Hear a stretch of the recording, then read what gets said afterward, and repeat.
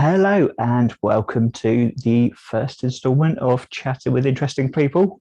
I'm Steve, and today I've got Charlotte, or Cass as she's often called. Do you want to introduce yourself? Yeah, sure. I'm Charlotte. I'm an artist and graphic designer. As Steve says, my friends call me Cass. That's my nickname. And yeah, that's what I do. I'm an artist and graphic designer. So, And we've known each other for quite a while. yeah, Having you're one of the few people I'm still in contact with from way back in primary school. yeah. I have some great memories of St Martin's School. I think it was a lovely school to go to, wasn't it? Not so great once we went to secondary school, but primary school was definitely a lovely environment, I think. Yeah, so that was a kind of in a small town in Cornwall, which, if we've got some international people watching, that's way down in the southwest of England. So we kind of grew up there, went to school there, and then I kind of went off to another town to do A levels. Did you stay around and do A levels and then disappear off to university? I did, but I think that was a bit of a mistake, because I think at that point I probably needed a change of environment. I think if you stay in, school and then you stay to do A levels where you were at school, you kind of, I don't know about most people, but for me, I'd kind of lost interest. I discovered going out, and I discovered being independent, and all of that. And so my A levels kind of took low priority in my life at that point. I think whereas if I'd gone away, perhaps by the time I went to college, and I went to college in Falmouth, because it was all different and new, I was actually interested in learning again at that point. So I think perhaps if I'd gone to another college, it might have been different. I don't know. Who knows? Maybe, but for me, I just couldn't. I just didn't get on with secondary school, so I just desperately wanted to go somewhere else. I loved it in college, but it was a bit more about kind of meeting people, and I didn't do particularly well in the A levels, but I did enjoy the experience. And then I decided to kind of go to the other side of the country for university.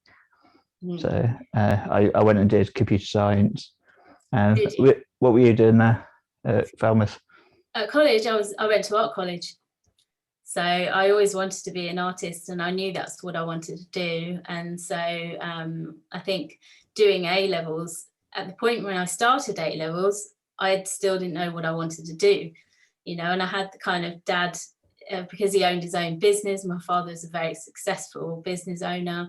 And I think he wanted success and financial security for me as well. And so he used to bring home the Financial Times and show me how much doctors made and lawyers made and that kind of thing. And I was like, oh, I'm going to have to be a dentist or a doctor or a lawyer then, aren't I? And so I took A levels with a view to taking the correct ones that I could get into law school, and quickly realised that actually it really wasn't for me.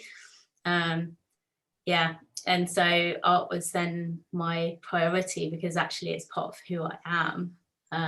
Art isn't just a job for me, it's who I am, an artist. So although I kind of went into a career that was more graphics based, the art has always been my love.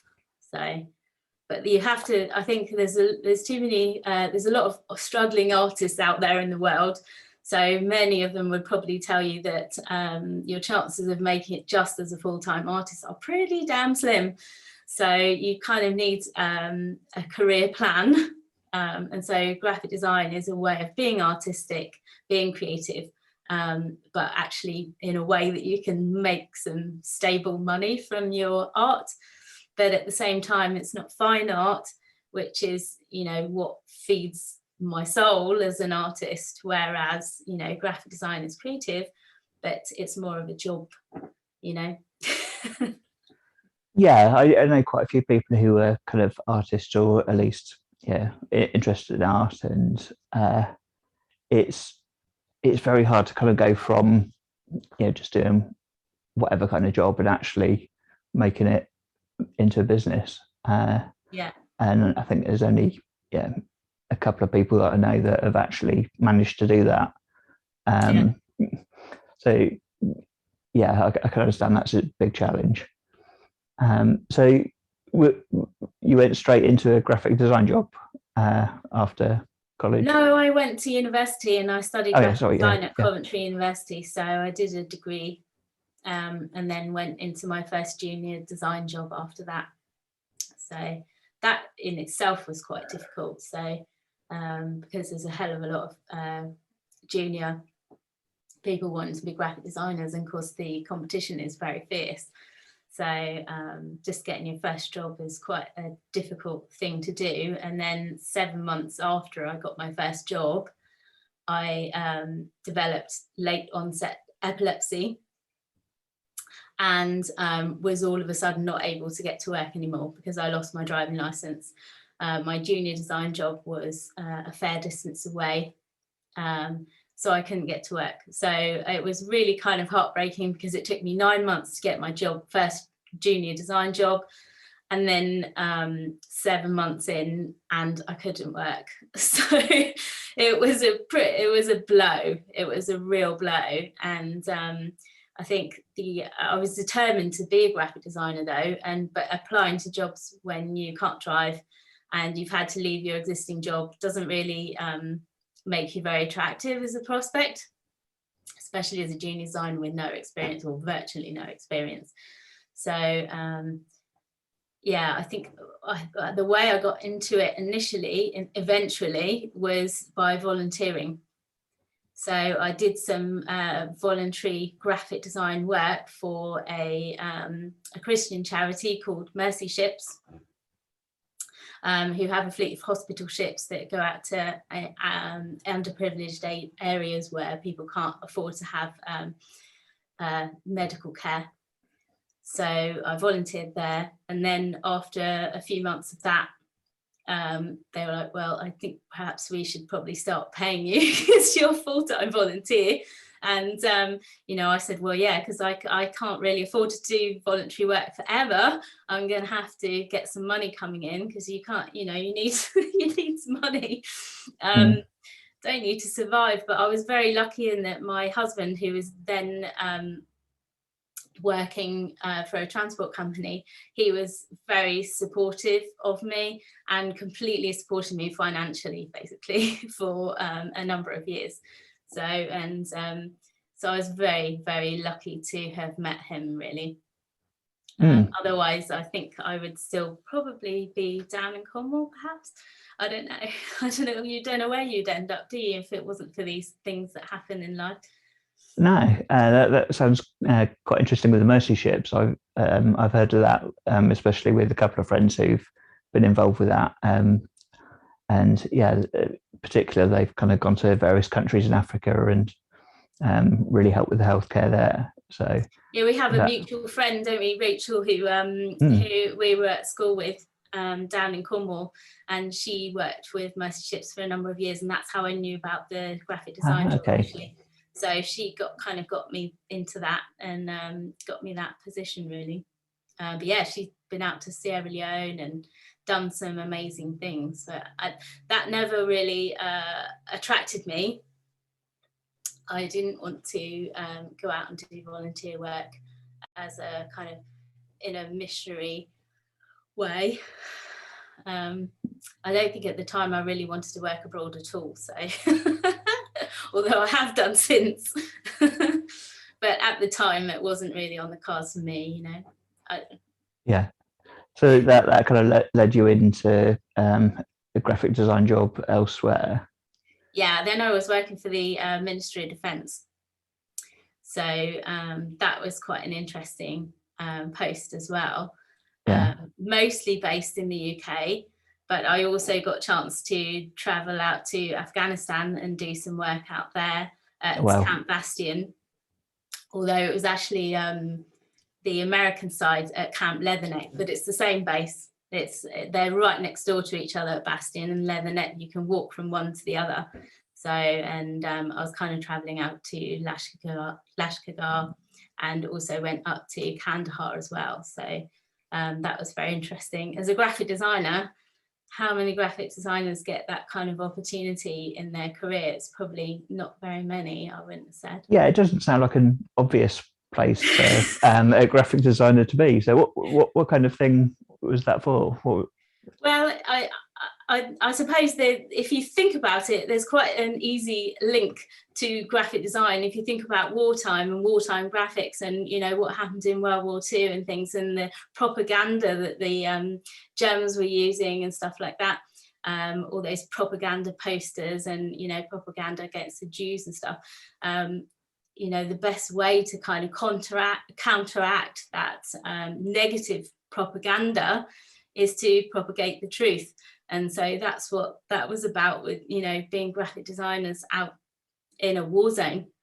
That's kind of your job, is to send messages out there which are the truth, and trying to support what the troops are doing, and trying to support anti-corruption, because the forces, the police force out there is very corrupt. So, you know, trying to get that kind of anti-corruption message out there, really. Among other things, that was, you know, part of what we were doing out there, but yeah, probably the most important part. And then of course you've got not just the language barrier, which you can overcome by using graphic ways of communication. So it's not all language based, sometimes it's graphic based, but also a lot of them can't read and write either. So you have to use pictorial representations to get your message across as well. So it's quite an important role, I think. I'm not just saying that because it was my role. Yeah, I guess that's one of the things that's not so, or wasn't necessarily so obvious, but now we're used to the term fake news. And so, yeah, social media in particular seems to give various different accounts of everything, and there's always counter arguments about everything, and lots of propaganda about all sorts of things. Sounds like you felt quite safe out there. Yeah, absolutely, behind the wire. Yeah, I did. Well, you've got hundreds of soldiers around you, haven't you, really? So it's hundreds of soldiers on the ground. I think the only time I really took any kind of risk was in the helicopter over to Lashkargah a couple of times. Helicopters were rocketed down, you know, they were attacked, and there was an incident whilst I was out there where a helicopter got brought down by a rocket attack. So, you know, you try not to think, you compartmentalize at the time. You think, well, it wasn't me. It could have been, but it wasn't. And I can't let that scare me out of doing my job, because what am I here to do? You know, what's the point in me being here if I'm not prepared to do what they asked me to do? So I just had to kind of trust in God to keep me safe, really. And and he did, and so did the troops. You know, I was and I suppose knowing that those kind of events are incredibly rare also helps, because presumably there's helicopters coming and going constantly.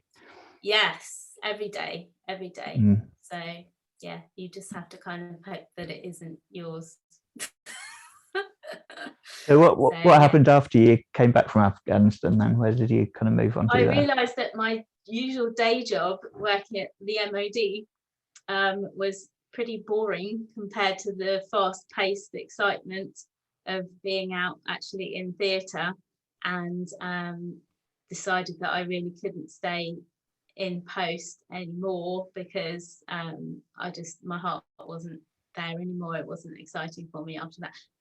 I don't suppose much would be, to be honest. That's kind of the pinnacle of, you know, let's have things done now, bam, bam, bam. I think that's why a lot of soldiers really struggle when they come back, isn't it? So because everyday life is very mundane, and you know, things are very safe, and you know, I think you kind of, it's a whole other world, I mean, just if you think about, did you ever speak to, when we were talking earlier about Rachel and her work in Sierra Leone, you know, it was a real culture shock for her coming back as opposed to going away.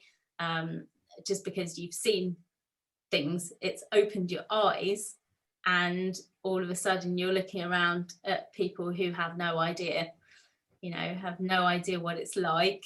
And, you know, it can seem a bit kind of mundane. So I think that's kind of how I felt. I was like, oh, I just don't know if this job's for me anymore, doing maps and and stuff, you know.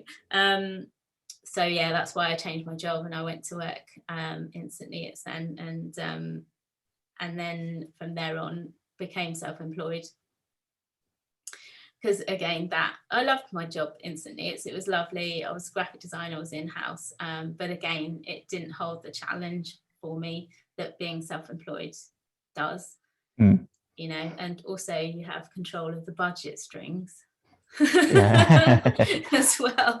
You decide. So now you're running your own business, which is doing graphic design. Yes, yeah, I have my own graphic design business. So Flying Lizard Design is, and I've been self-employed for about 6 or 7 years now. I think it is 6 years, maybe. And what kind of thing does what kind of thing does Flying Lizard do or provide? We specialize in events graphics. So for big kind of mass events, we'll do programs and advertising, posters and leaflets and all that kind of thing. We do a tiny bit of web design, usually just for small business though. I don't do massive, great big websites. I'll just do business startup type websites, you know, just to get you going kind of thing. But yeah, so again, that's I love it, and I love being my own boss, but it's not what I find fulfilling. It's not what feeds who I am and who I am as an artist, and it's not what feeds the soul, as it were, for me. What does do that for you? The artwork, but it's not enough to make a living at the moment. Moment, I'm working on it. Tell us about your art then. What kind of thing do you? Okay, so I think probably actually my art was very informed by my travel in Afghanistan. You might not think that when you look at it, because it's all, but it gave me a massive, being out in the desert gave me a massive appreciation for the British countryside, and being in the countryside here, and it's just so lush and so green compared to desert where there really isn't a hell of a lot to look at. And then you come here, and I live in the countryside. I lived in Cornwall for a while after I came back, and now I live in Nottinghamshire. And you look out my office window and I can see fields and trees and hares running in the field and deer and all this kind of thing, and it just is so beautiful. And I just think you cannot beat English countryside. The UK has to be, I've travelled all over the place, the UK has to be the most beautiful place I've ever been, and I think so many people don't appreciate it. Obviously coming from Cornwall, that's got all sorts of different scenery and things like that. And now I'm in London, so we do have parks and things around, so it's nice to go in those green spaces like Hyde Park and Green Park and things. When I'm down in London, you almost forget that you're in the city, don't you? And St James's Park, there's a load of pelicans that are there as well, which is just completely random things to see when you're kind of in the middle of London. But apart from that, there are some small farm kind of things for that children can go and pet the animals and things like that. I think even in the cities, you don't get, in other countries, you don't get the green, lush, verdant, and squirrels running here and there and stuff like that. You just don't have the same kind of wildlife that we have here. In the last couple of days, I have had a squirrel coming onto my little balcony. There you go. I've often had a fox or two that have come across. So there's definitely a family of foxes that are out here somewhere. Foxes very much in London. And those are the kind of animals that you paint, isn't it? Yeah, one of my recent pieces of work was a squirrel and a fox, kind of you could have them together in your home if you like. I do believe you bought some, didn't you? Yes. Thank you. Thank you. I really appreciate that. Yeah, the fox and the squirrel kind of, yeah, they go together, really, don't they? Yeah, they really resonated with me, and it was kind of perfect. As you walk in my front door, there they are right in front of you. They're both red. They go together. No, they're very quintessentially British, I think. Although you get foxes in other countries, I know, and squirrels in other countries, but you don't get the red squirrel and the red fox, do you? Yeah, and you've done some birds as well, haven't you? Yeah, I love doing birds. I absolutely love birds. I think there's something about the freedom of a bird flying, and some of my favourite poetry is about birds, and it's just, I think it's a childhood dream, isn't it, to be able to fly, just to open up the wings and go. And I think a lot of birds in our garden, so I can really sit for hours and watch them, and really get the sketchbook out and be kind of inspired by it. So, and the same with hares. The field at the back of us, you'll see that I do hares and rabbits and things quite a lot, and that's because I have first-hand experience of them right outside my window. So they feature quite a lot in my artwork. And foxes as well. Down in Cornwall, we had a lot of foxes down there. There was a den of cubs fairly close to our house. So, of course, you know, easy access to sketching them and getting into it that way. So yeah. And actually being I'm up in the attic here, and you can see birds of prey quite regularly out of my window. I have dual aspect here, I've got windows both sides because I'm in an attic room. So you know, birds kind of fly.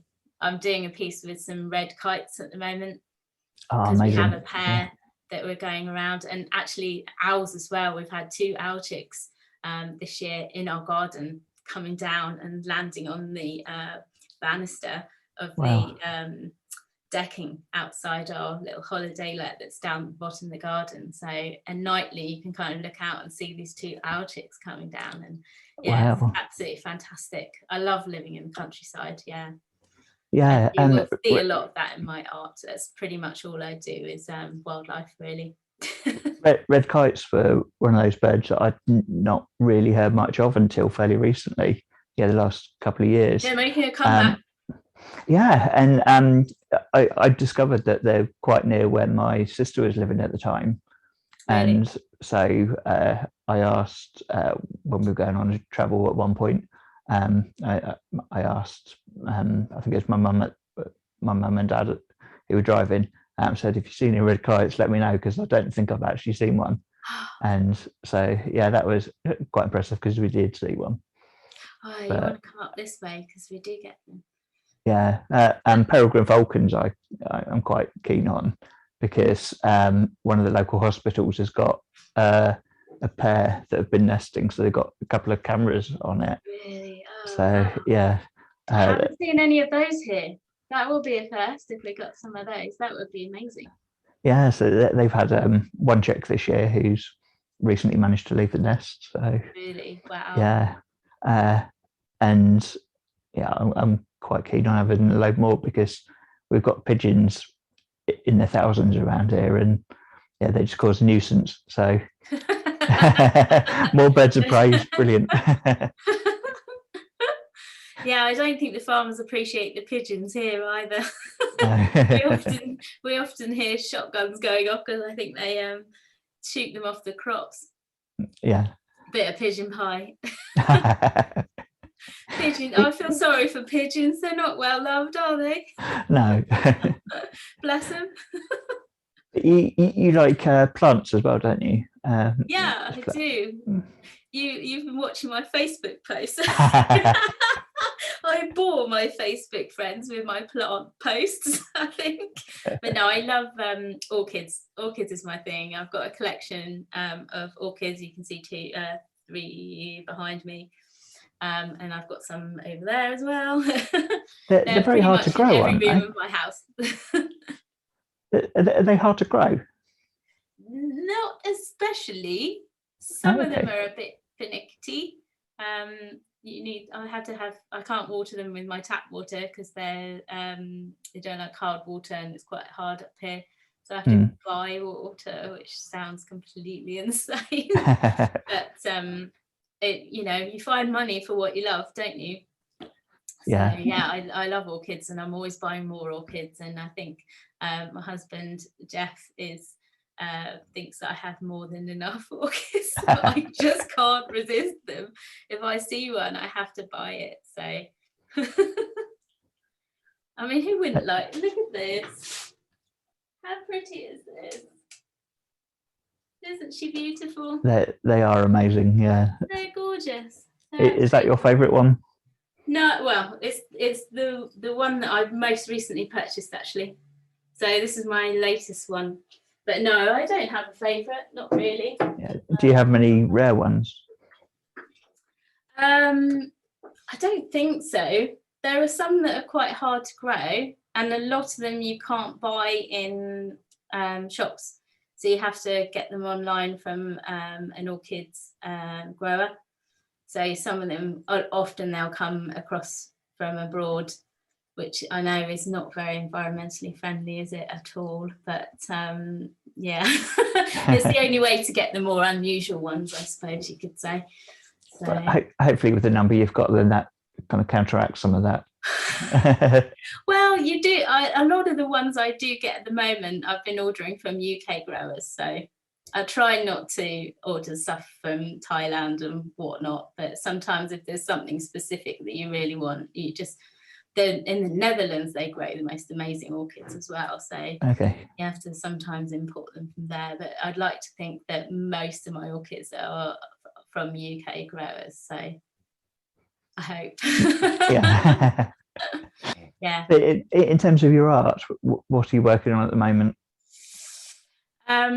I say I'm doing a piece with red kites, but I also I have in mind to do a little while ago. In fact, in my very first collection, which was down in Cornwall, I did some Choughs, some Cornish Choughs. Oh wow, yeah. Which are so difficult to find.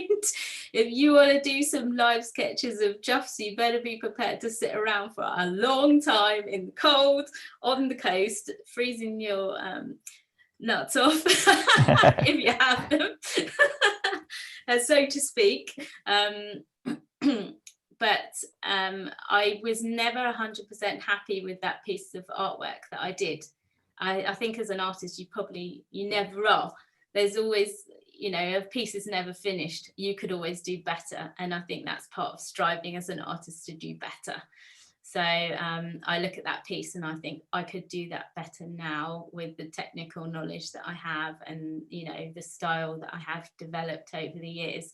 So that piece, I've in mind to do it again.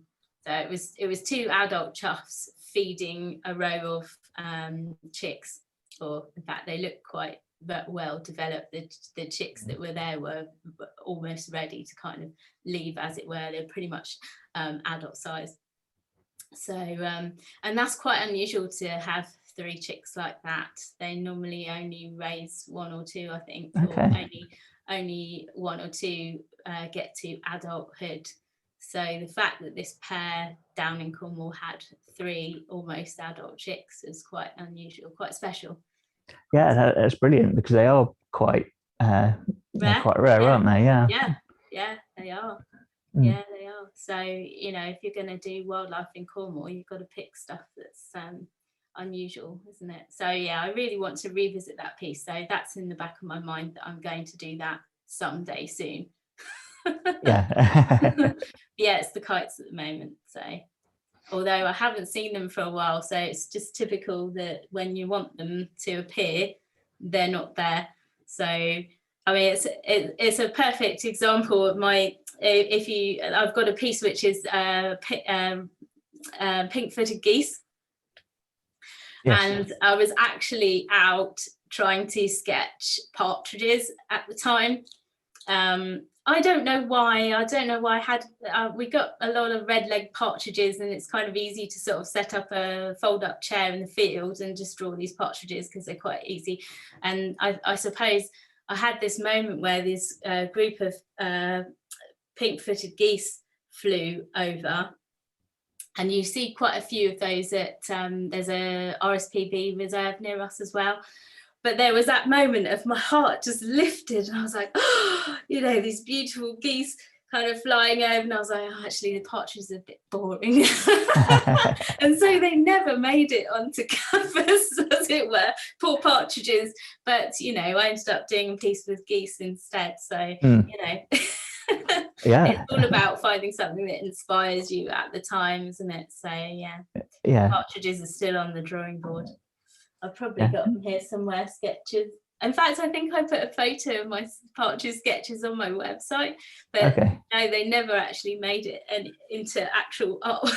It's still sketch stage, but never mind. But we'll have to put some of those pictures up on here so that people can see what you have been doing. Yeah, I'd appreciate that, because it's probably all conjecture for people right now, because I'm not particularly well known as an artist, so people will just be like looking at going, so what? So if people want to find your art, how would they do that? charlotteandstudio.co.uk, and I also have Instagram, which is Charlotte and Illustration, I think it is. But yeah, so but I think you can get to the Instagram from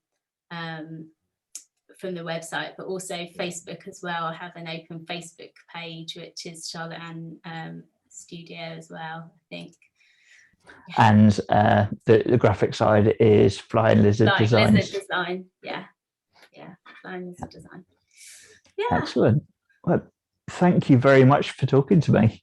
Thank you. Thank you very much for interviewing me. It was very excited to get interviewed. Yeah, and it's great to catch up after so long. Yeah, we must do it again. Yeah. So this is Chatting with Interesting People with Steve and Charlotte. So thank you very much, and tune in soon.